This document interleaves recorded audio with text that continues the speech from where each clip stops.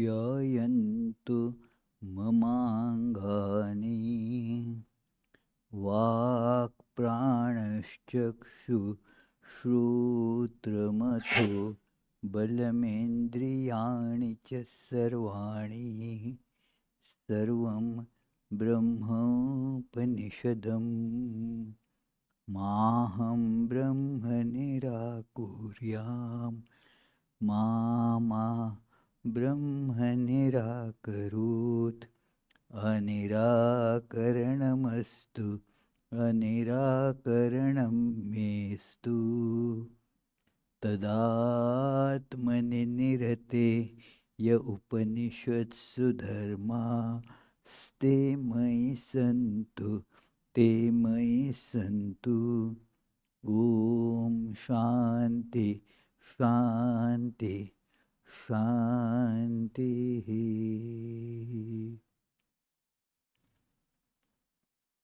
Om. May all my limbs attain strength. May the body, the mind, all the sensory and motor organs and the life force become powerful and efficient. All is verily the one without second, ever blissful, ever conscious, perfect entity, the Brahman. May I never deny this truth of Brahman. May this truth never reject me either. May all the virtues spoken of by the scriptures as necessary to experience this truth be with me. Om, peace, peace, peace.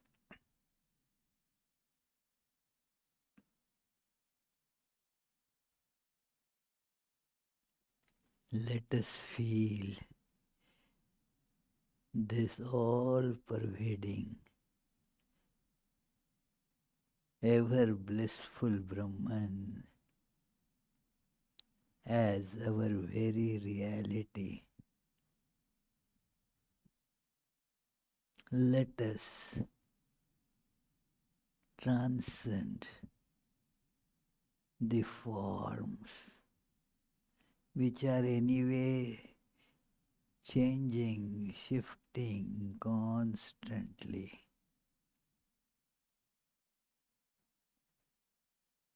Let us know that they are like clothings and therefore can be put on, can be taken off. Let us take off our body, the gross and the subtle,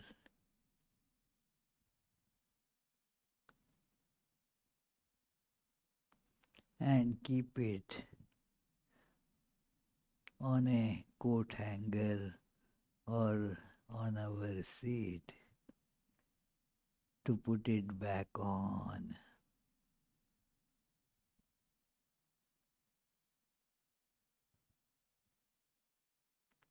As I take the body off,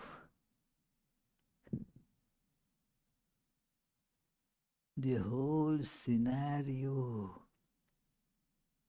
is totally changed. All distinctions, all separations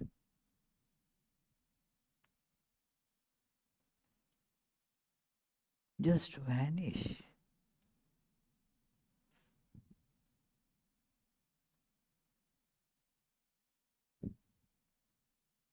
There was no separation.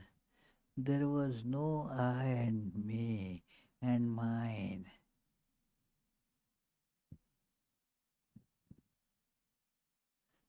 There was never a dividing line separating I and world.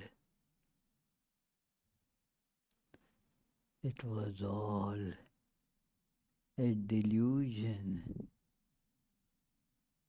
created by identification with body.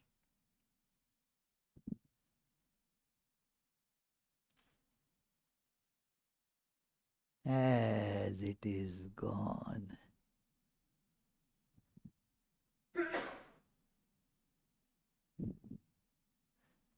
I am everywhere now.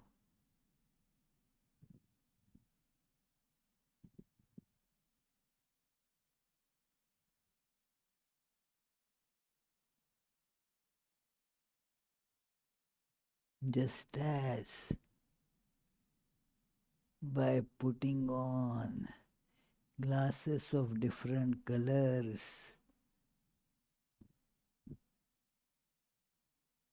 the world gets created by red, brown, blue, like that. So also, seeing through the body identification,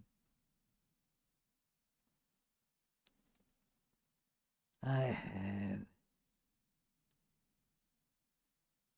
this delusional view of the world, I and mine, having seen by taking the body off, I now know that it is God alone that is true. It is one without second.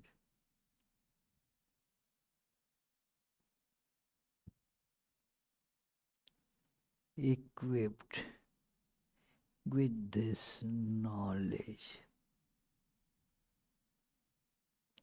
now I put the body back on. But now I know it is only because of the body there is this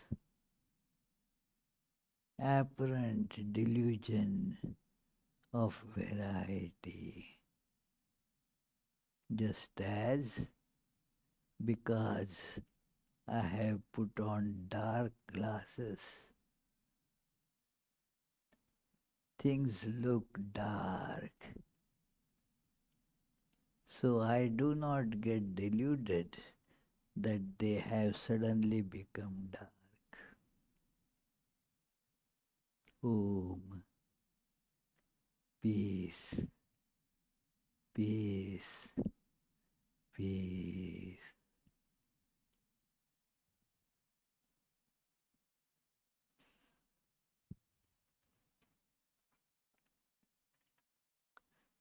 So friends, let us begin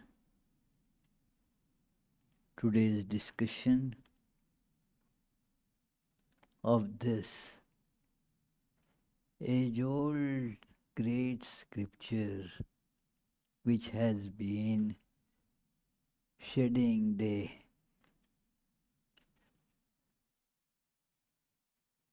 illumination, spiritual illumination on thousands of people in all different places and times. It's a treatise which is at once illuminating and very interesting. It is very interesting because of the stories and also very instructive and illuminating because of the great spiritual message it gives. Whenever we get this uh, feel of oneness, we get the joy. That is how, uh, when just seeing a cookie at a distance, I don't feel that joy. It is only when I and cookie become one. The cookie gets into this body, and as I bite it, I feel the joy. So, similarly, when this scripture brings the knowledge of oneness and removes our bondages, we feel full of bliss. It is, and certainly to get that bliss is our goal. What do you think, Paul? Isn't it? Yeah, we need to get bliss. We have to become blissful. So, this is the scripture that brings this message through very interesting stories. One gets actually so entangled into the development of the story that we are not aware that this medicine is being put into us to get rid of the delusion. Delusion of I and mine. This medicine, we won't go to take this medicine because it's feels very bitter. No, no, I don't want it. It appears to be not interesting at all, like a bitter pill. I remember that it is that bitter pill. If I had to take, I would resist, and then there would be a bribe given by the parents that okay, if you take this pill, then uh, we will prepare that sweet that you like a lot. So, with the taste of that would be sweet preparation, I would put that bitter pill in mouth. And then, for me, the result of that taking that medicine was to get that sweet, delicious sweet. But is that the result of this medicine? No, I get cured of my sickness. So, this is the method, age old method, that okay, coat it with something sweet. So, these stories provide that. And thus, very interesting message and interesting stories. So, let us begin at the beginning. And before Charlie reminds, let us chant as loudly as one can. Mm. जन्माद्यस्य यतोऽन्वयादितरतश्चार्थेष्वभिज्ञस्वराट् तेने ब्रह्महृदाय आदिकवये मुह्यन्ति यत् सूरयः तेजो वारिमृदां यथा विनिमयो यत्र त्रिसर्गो मृषा धाम्ना स्वेन सदा निरस्तकुहकं सत्यं परं धीमहि. That from whom creation, sustenance and dissolution of the universe take place, who is both the instrumental and material cause of it, who is omniscient, is the only one having self-mastery, being the one independent entity, who illumined the mind of Brahma with the Vedic revelation, whose wisdom is the wonder of even the greatest sages, in whom the world of the three gunas subsist just as the combination of materials like fire, water, and earth subsist in their causes without changing their elemental nature, in whose consciousness there is nothing false. On that truth supreme we meditate. So, it is that nirasta kuhakam, that Sanskrit word, is that kuhaka means darkness. That truth, uh, as it shines, all the darkness that is removed in this relative world, that illumination gets percolated through the ignorance, the darkness of ignorance, and therefore we see variety. It is all the result of the darkness of ignorance. If it is just illumination, uh, this is a simple fact of physics, that if it is only illumination, there will be no vision. Mm, that illumination and darkness both are required to make us see things. Otherwise, there will be no seeing things. Just as when we get dazzled by light, there is no seeing. It is only when there is a combination of darkness and light, then we see. And this gets replaced by the total illumination of the whole truth. That truth shines forth, and thus we see that the God alone is real. All the confusion about what is light and what is not light is gone. What is existence and what is not existence. All these contradictions are gone when things are filled with true, unflinching existence itself.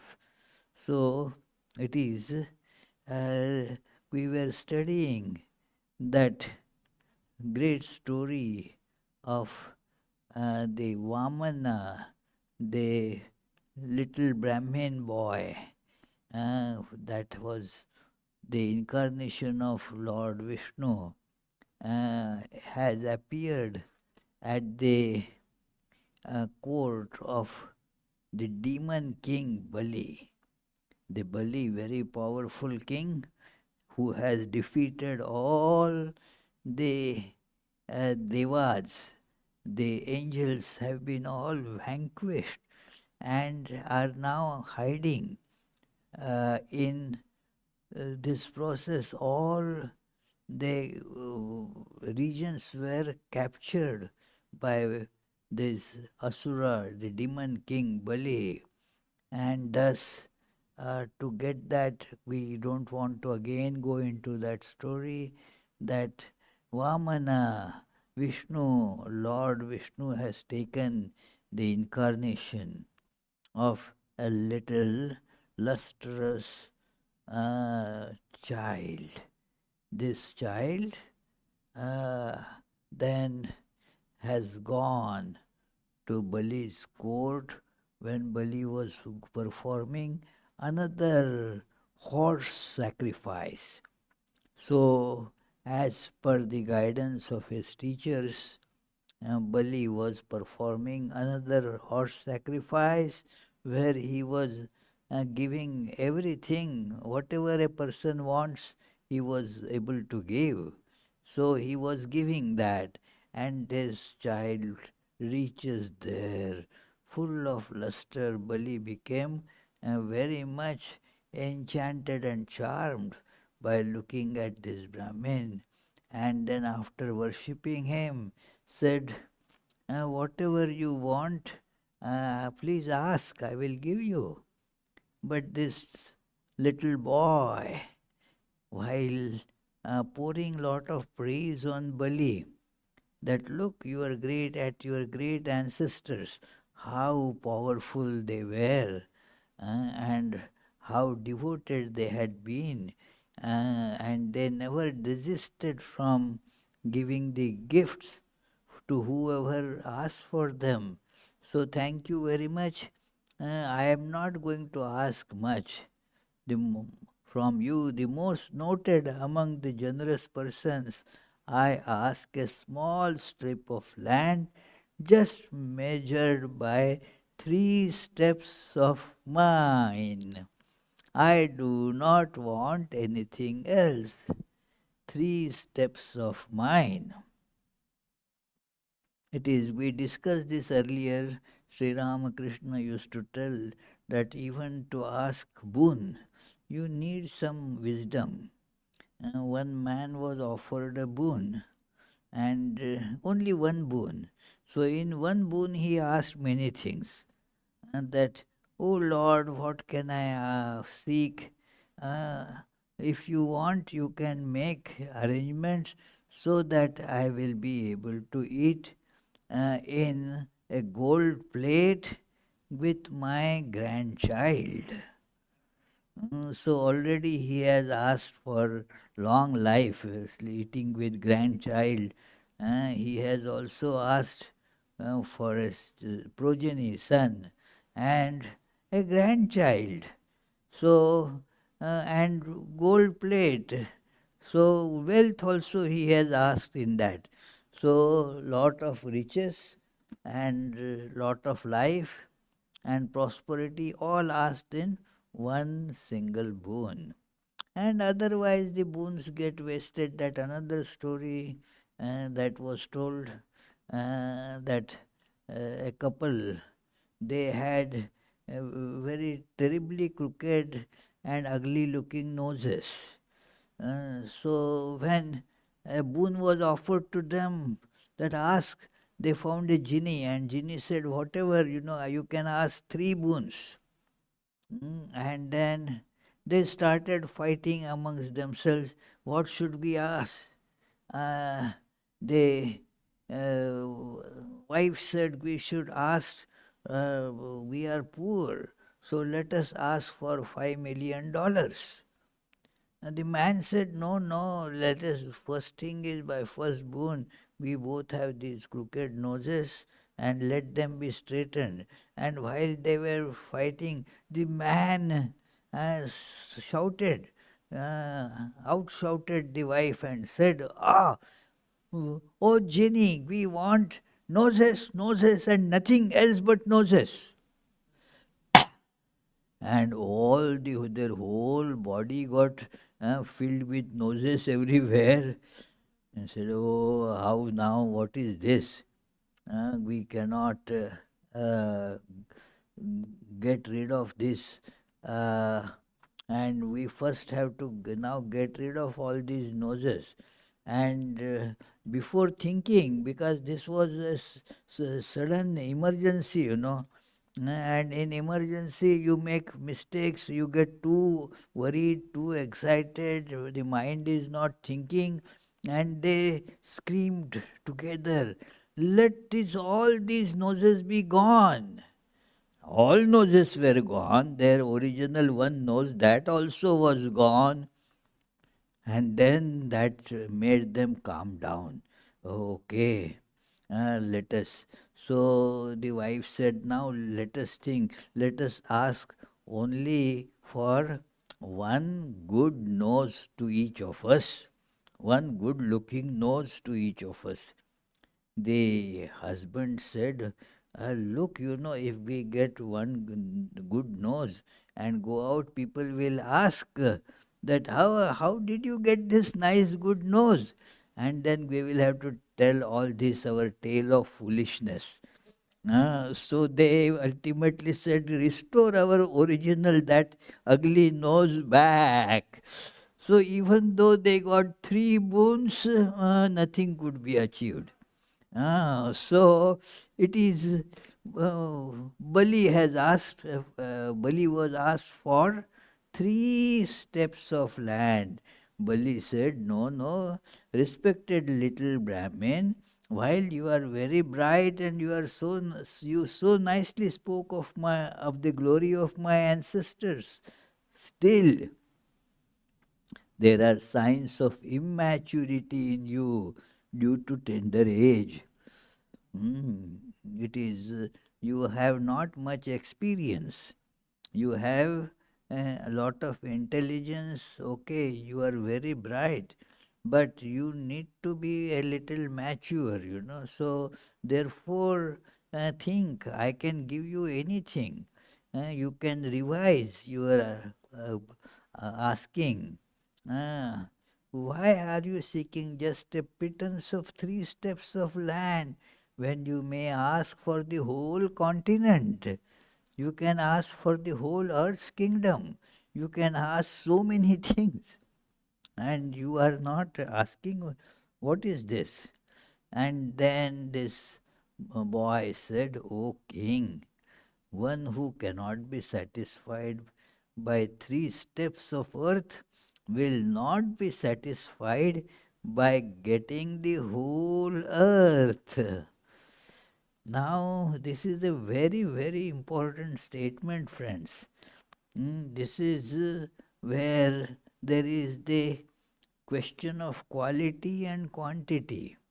The quality cannot be made up by changing the quantity. And we foolishly think that it will be, if money, a dollar is not able to satisfy me, we should draw the qualitative conclusion that satisfaction is not in money. Do you get it, Charlie? That should be the qualitative conclusion. But somehow we feel no, the problem is $1 is 1 million should be able to satisfy. No, what cannot be achieved by $1 cannot be achieved by $1 million. The quantity cannot make up for the quality. That is, we do not get this point. That just as you see, those who feel that they are unhappy because they have very little money, just look at the lives of those who are literally rolling in money. Are they happy? Certainly not. In fact, they have sometimes more problems generated by too much of wealth. It is so many homes are shattered because they had too much money. And then the children went on wrong paths because they were accustomed to easy money. It is described, I had given one Sunday lecture on that, affluenza.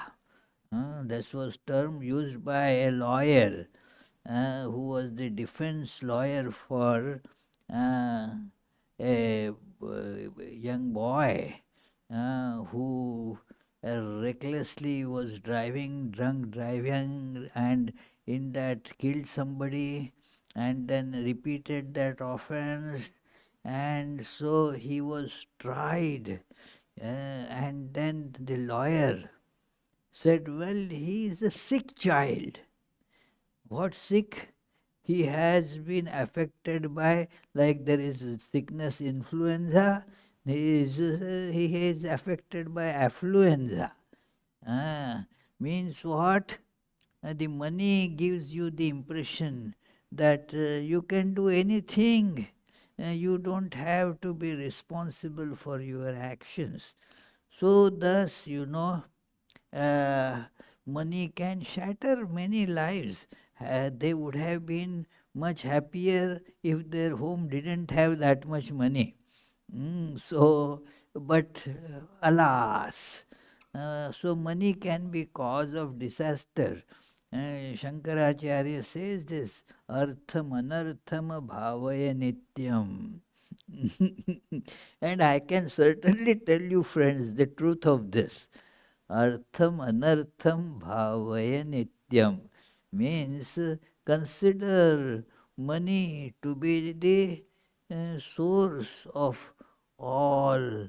Anartha means disaster. All disaster ensues from this.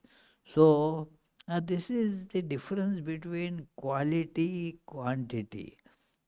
That you cannot say, okay, steps of land not enough, then the whole continent also will not be enough.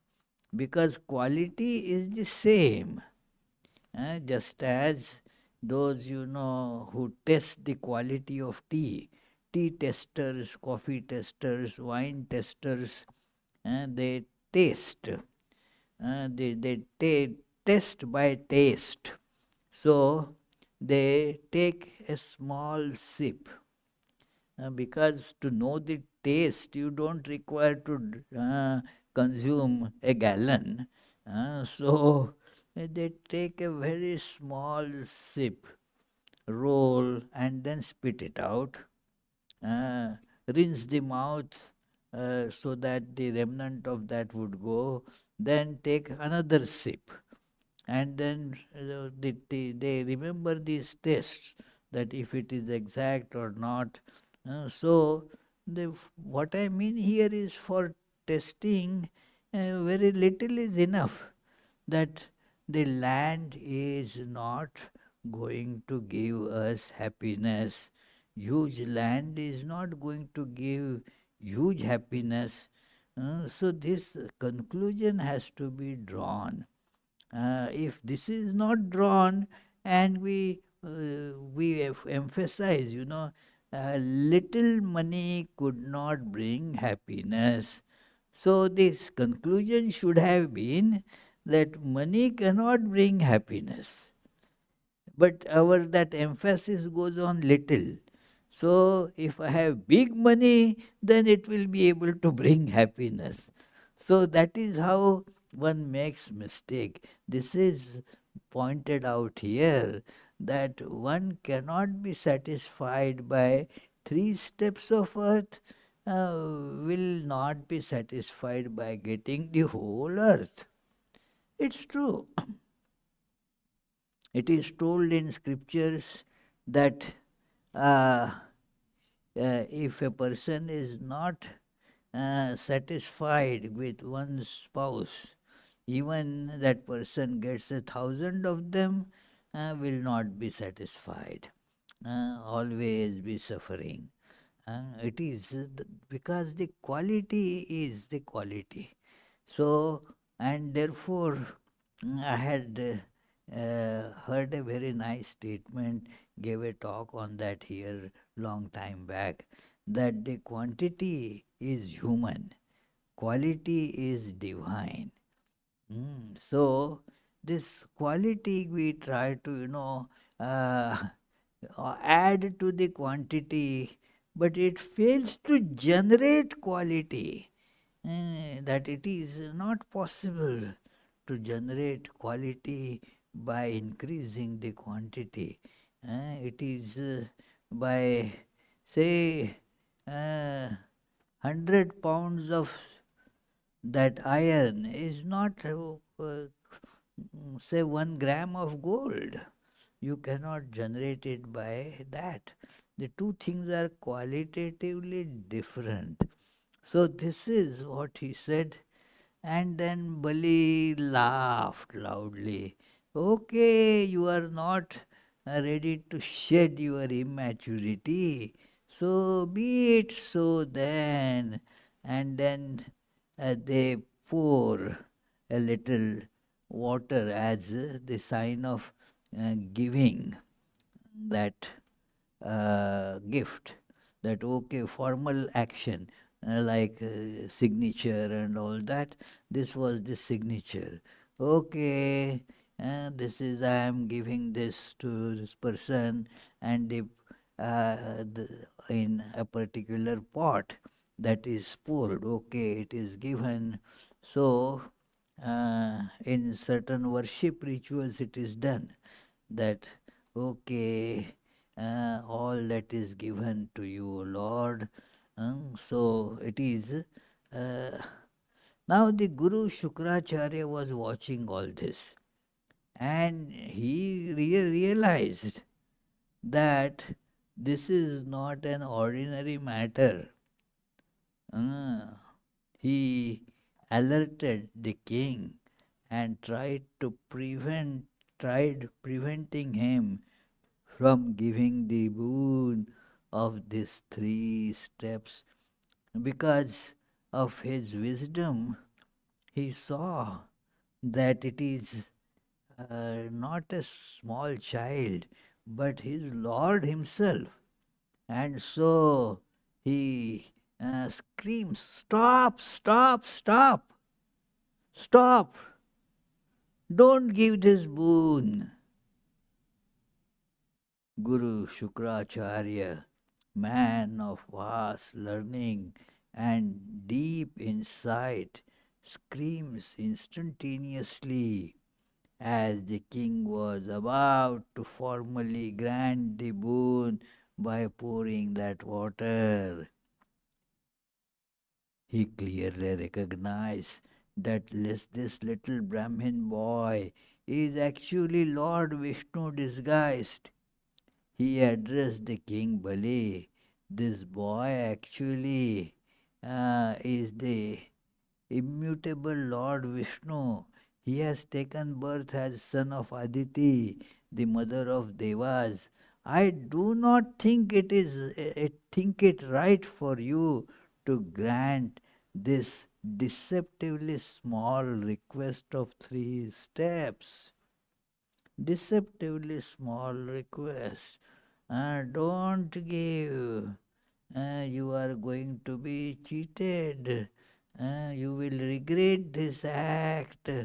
And he tells him the message from the Vedas that he says, Guru Shukra said, the Lord in this form will take away everything you have, your sovereign emperorship, many other things. In 3 steps, he will take everything and will gift it all to our enemy Indra. Lord will give it because he has appeared as the son of Aditi, the mother of all the Devas. This little boy will assume his cosmic form and will cover all the universe in 3 strides. With the first, the whole earth will get covered. And now Shukracharya could see this happening. Uh, with the second, all the space in heaven and hell, and his body will occupy the intervening space. Where can he put his third stride? Thus, you will not be able to fulfill your promise. There will be the grave results of breaking a vow. Charity that will jeopardize one's livelihood is not good according to the scriptures and common sense. Please listen to what the Vedas say. He was very well versed into all this and therefore tried his best. Because it was his duty to prevent his disciple from committing something terribly wrong. It is that while he could see, Bali could not see. He was seeing that this child is, just a garb, a form.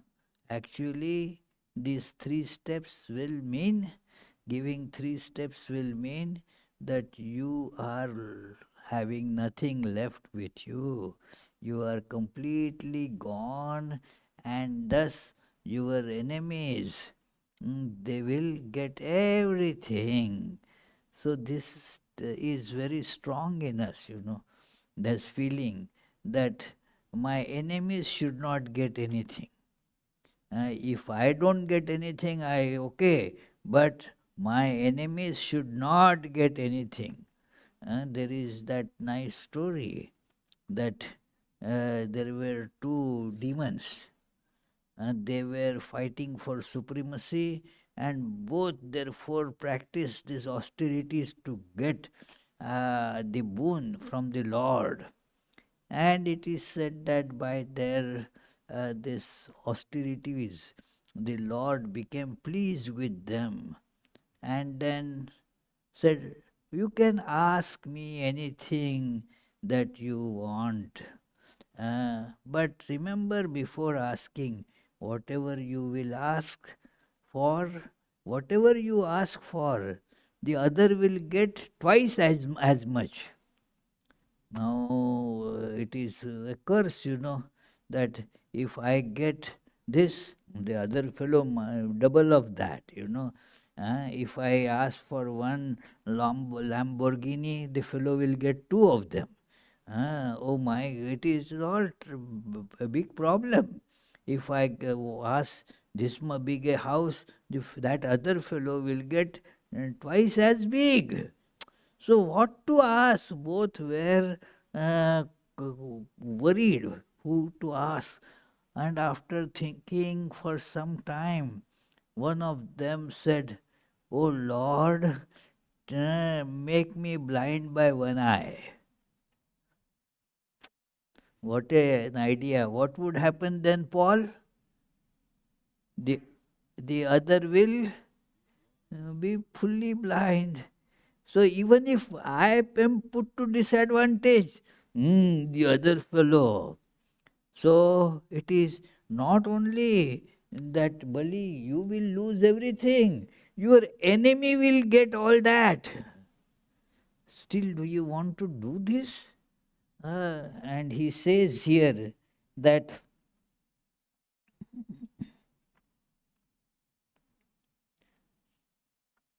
"O king of Asuras, hear from me what many Vedic passages have to say on this question of truth and untruth.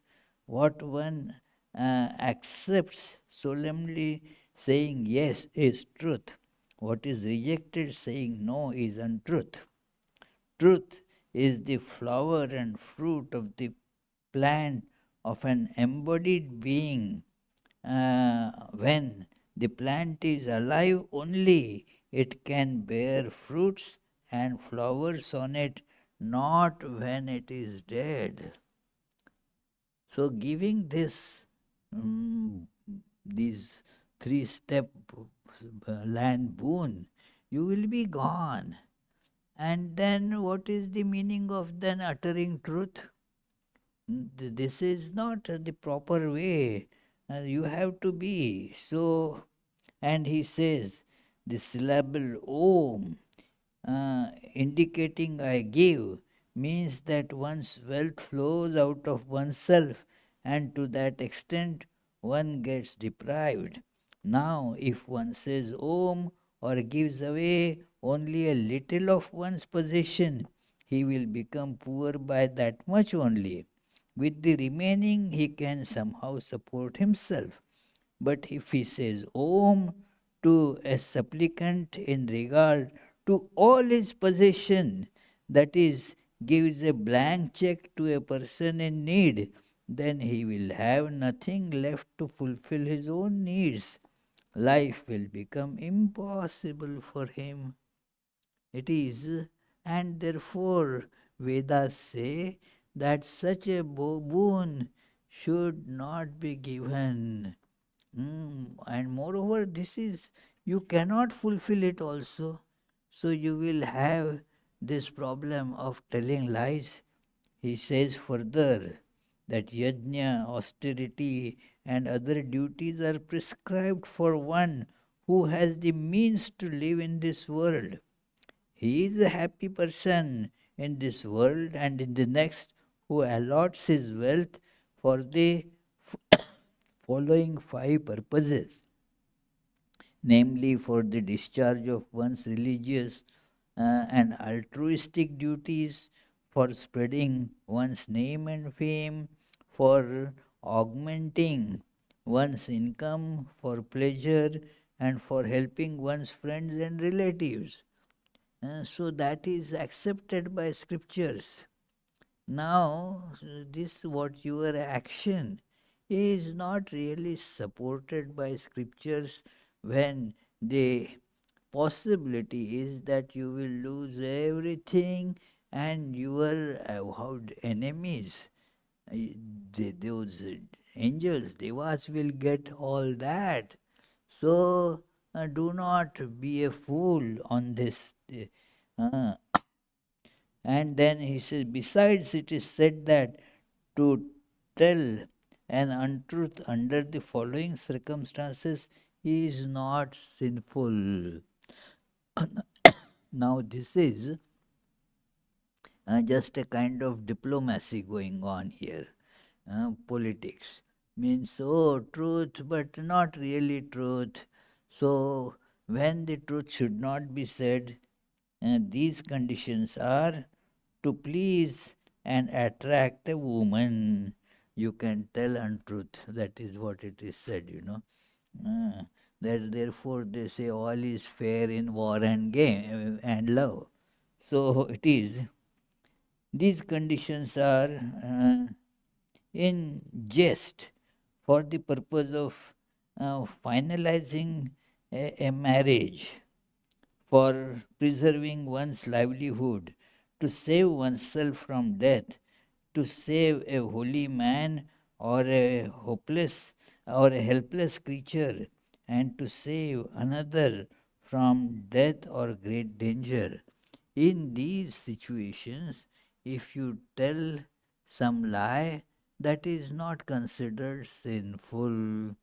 So these are all, uh, he is the Shukracharya is telling the king that you should not therefore go and grant this boon. These are questions of lot of ethical debate, that whether one should tell the truth or not. Suppose a robber is running after a rich guy, and then the rich guy uh, is running ahead and goes in some lane, hides there, and this robber comes and asks a passerby, have you seen such and such person? Where did he go? And then there, to save that person, this man says, no, I don't know. I don't remember having seen, or show him exactly the opposite direction. That is okay, because it is for the safety of the other fellow. So it is uh, ethically okay, according to this sermon, to uh, tell untruth in some such situations.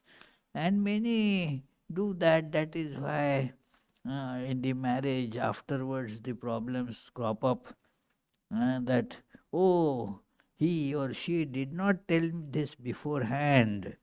And why? Obviously, had it been told beforehand, then the wedding wouldn't have occurred. So it is, therefore, should those things should not be told. It is not that these are all gospel truths, friends. These are conveniently given to avoid telling the truth. So, in a real such situation, it becomes an ethical problem, a puzzle, whether to tell the truth or not to tell the truth, whether one should be truthful or one should elude telling the truth, elude this situation. So, therefore, it is Shukracharya is telling, no, no, don't tell. And this, uh, the great King Bali responds after contemplating for a moment, and then gives his rebuttal. That is interesting. Bali is not here accepting what his teacher is saying, because he sees that the teacher is not adhering to the whole truth as such, but has the ulterior motive.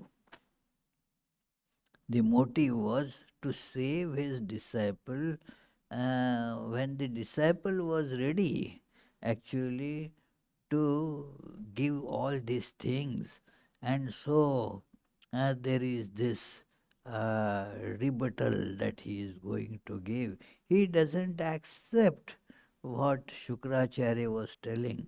And so he goes ahead to give the boon that uh, that what did the king say? That Bali says here uh, that, O learned one, time might consume this earth. The possession that the asuras have been, the position and the possessions that the asuras have been enjoying by virtue of their valor, which has made them uh, strangers to anything like retreat in battle. But time shall not so consume the reputation in which they are held everywhere. Yeah, the time will not be able to consume that reputation. O holy sage, there are quite many in this world who give up their bodies in the field of battle without retreating. But those who are ready to give up their wealth in to worthy persons or causes with genuine faith and unselfish dedications are few and far between in this world. For an enlightened man with a kind heart, the suffering involved in satisfying the needs of even an ordinary supplicant uh, is an embellishment. It is. That being so, how much more glorious it is to satisfy the illumined personages like you by providing for your wants. So I shall give this brahmacharin what he has asked for. That is now going to happen. Shukracharya, there is cannot do anything in this matter. But then there is an anecdote not in the Bhagavatam that Shukracharya then took a small form and went inside that hole through which that water would get poured. And so, as the king was pouring water, the water was not coming out. What happened? Uh, and then therefore the little brahmachari, the god, saw that it is Shukracharya who is hiding there. And so he said, oh, something is, let us clean that. So he took a small blade of grass and then put it inside there, and then it is said that that is why Shukracharya's eye was broken there, and he became blind by one eye. That is why it is said in India, somebody who is blind by one eye gets called Shukracharya. So the reason is that. But this story is not given here. This is an anecdote or in some other passages, some other Puranas it comes. So it is, and we will see what argument, in details, what argument Bali gives and finally accomplishes this sacrifice in our next class, because this. Uh, class is almost over, but the story is also almost over. So, next class we will see the argument, and then how this Bali gets bound. Bali becomes bound to now this divine personage became thus the servant of Lord. It is. What a great thing it is, instead of becoming servant to the objects of the world. It is certainly much superior, much better to become servant of God. So Bali became the great servant of God. And we shall see that in our next class. Today the class is over a little early, but sometimes it goes more than the allocated time. So nobody should mind that, I suppose. It is. So let us conclude this with the closing chant. After that, if any of you have a question, please feel free to ask. And don't forget, coming Sunday is the Mother's Day, and we have a special talk by Eze. He is a very good speaker, as you all know. So please make sure to come for that class, Sunday service class. निगमकल्पतरोर्गलितं फलं शुकमुखादमृतद्रवसंयुतं पिबत भागवतं रसमालयं मुहुर्हो रसिका भुवि भावुकाः. O devotees, quaff to intoxication this nectar of the fruit of the tree of Vedas, flowing from the mouth of the great sage Shuka and mixed with the ambrosia from his words.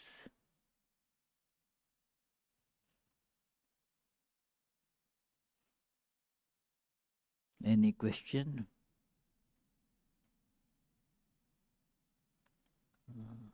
Adi Maharaj has a question.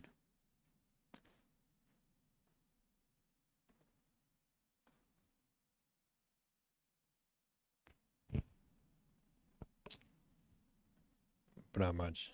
So the Lord is asking for this boon, making this request, but and then Shukra is asking Bali to deny.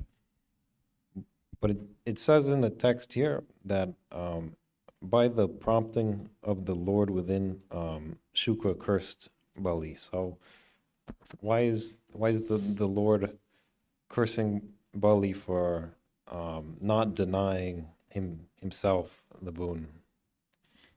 Please repeat the question. I am not Okay. understanding. It says that by the prompting of the Lord within Shukra, he By the by the prompting, by the by the impetus given by the Lord within Shukra, he cursed Bali for not giving the boon to the Lord. So why is the Lord cursing Bali for not denying him the boon? It seems weird. the Lord is just doing his what he came to do. It is, if he does not give any bad this thing to Bali, Bali gets a great place as the servant of God. Uh, and all this paraphernalia like the kingdom, empire, glories of this world, and they are given to those who seek them, and they suffer with that. So, therefore, actually, the Lord did not give anything bad to Bali. Lord takes away everything. Actually, that is why a very beautiful word used here, Hari. God is called Hari. Why? Because Harati iti Hari. The one who takes away means takes away all the sin, all the karmas, and all the accumulate. That is called Hari. So he takes away everything. And if we don't give, we come to harm. So therefore, when Lord has come to take away, we should be ready to give. Hey, please take. And that is actually, we shall see in the next class, that Bali's argument for giving and for adhering to the truth. So, good. Thank you. Yeah. Any other question? Any question there up? No question. So let us conclude with the closing song, closing chant.